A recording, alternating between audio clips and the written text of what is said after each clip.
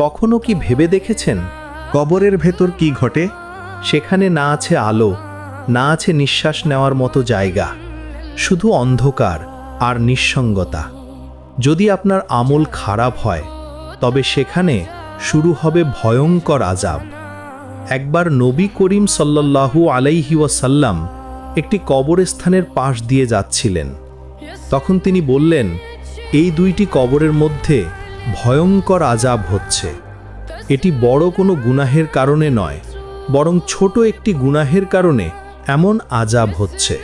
তাদের মধ্যে একজন প্রস্রাব করার পর পবিত্র হতো না, আর অন্যজন মিথ্যা কথা বলতো এবং নামাজ ত্যাগ করত।